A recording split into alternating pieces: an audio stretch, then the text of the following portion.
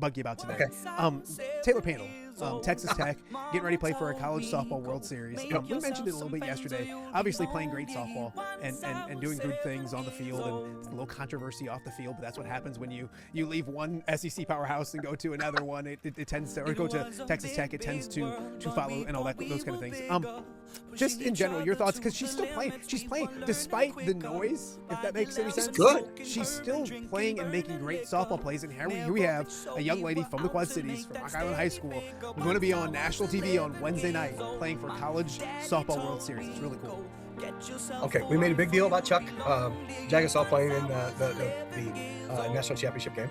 So why not play a big deal about Taylor, who's really, really gifted. I love the fact that the way she swings it. She's a tremendous player. Welcome to college women's softball, and with the transfer portal now, there's everybody's. It's Chirp City, and I like that. We got Jason Williams having a great time going off on Florida when his daughter left. So there's always something to be added to it. I think that's the cool part. But she can, to be that gifted, she can knock out all the peripheral noise, Matt, and make sure that she just does her job, and phenomenal. But I love all the drama that comes with the College World Series. The best thing about it is that they can no longer put their hand up for time. They got pitch clock, and you all the stupid stuff that ASA allowed you to do all those years. You got to play softball. And whatever that guy you spent $65 an hour for hitting lessons who told you that you have to hold up your hand, and which there is no such thing in the game, that's been eliminated, and I love watching the game. Absolutely. You look at it too, Johnny, and obviously last night in a must-win game, the first game, they had to beat Alabama twice, tied at 2 late in the game. Taylor hits the 2-run homer to take the lead, obviously. There's more talk on social media, I think, this morning about like the girl who could have jumped a little bit to maybe rob the home run, but like, stop. It's a home run's a home run. She hit the ball over the fence. It's a 2-run bomb, so she gives them, but the little plays, I think, are almost as important as that. You go back earlier in that game, runner on first, 2 outs in the inning, slow roller to third. She gloves it. She's not going to make the play at first, so she quickly turns, throws behind the runner at second, gets him in a pickle. They get out of the inning. I think it's those kind of things. She's just, and we know it because we're here in the Quad Cities and we've kind of watched her grow up. She's been around the game so much that those smart plays, I think coaches love more and makes her more valuable than almost the 2-run homer to take the lead.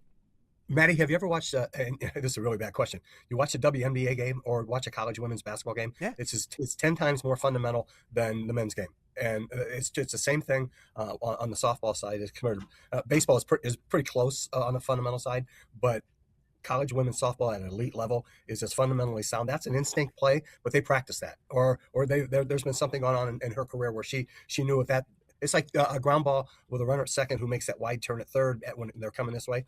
You fake that throw to first and you back pick them at third. Man, that's just instinct and great athleticism. And, other than Kim Wendland, give me Carrie Donis from Moline was a big time college softball player. But who's from Kim Wendland and now Taylor Pannell from Rock Island? Both of them, one at Georgia, and now one that's kind of bounced back and forth using the portal, and now at Texas Tech. That's cool for our area. Yeah. And again, we made a big deal when Chuck was playing in the national championship football game, and we should make a big deal with Taylor being a part of the Texas Tech program.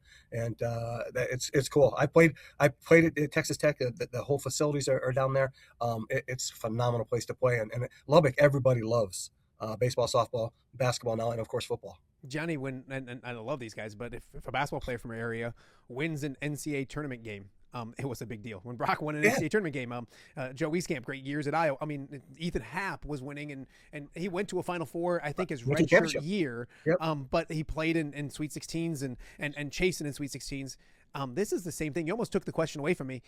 Will Taylor Pannell go down as top best softball player from the Quad City area? You kind of just mentioned it a little bit. Easily with Kim Wendland and Carrie. I think those are the 3, and I'm sure Krista Fossbinder and people like that. I'm sure I'm missing someone, regardless of the level, and I apologize for that. You go back to Taylor Pannell being great. The Stykes girl from Rock Island who pitched at Purdue, phenomenal. Her mom was one of the best pitchers I've ever watched, and Debbie, and one of the nicest people that you ever run across. So yes, you have to put her right there at the top, maybe at the top.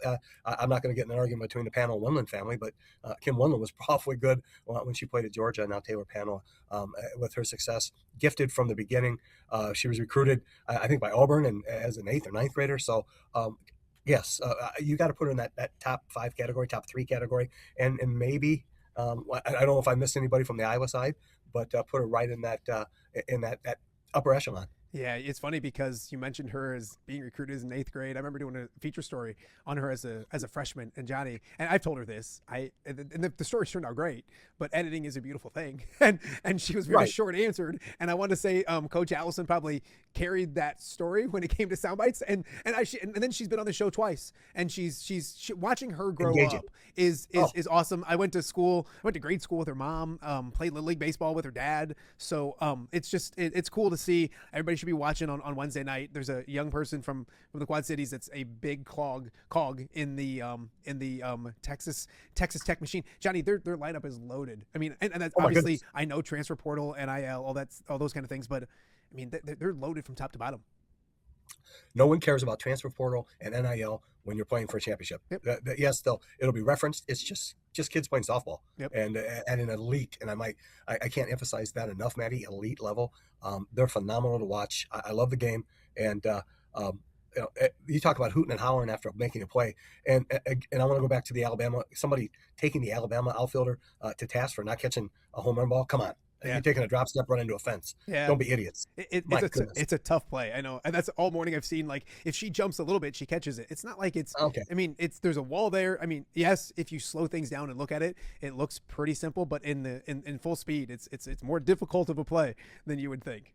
So, Maddie, if you and I jumped a little bit, we could dunk. no, yeah, So, come on. I hate down in the basement. I'm still dunking on my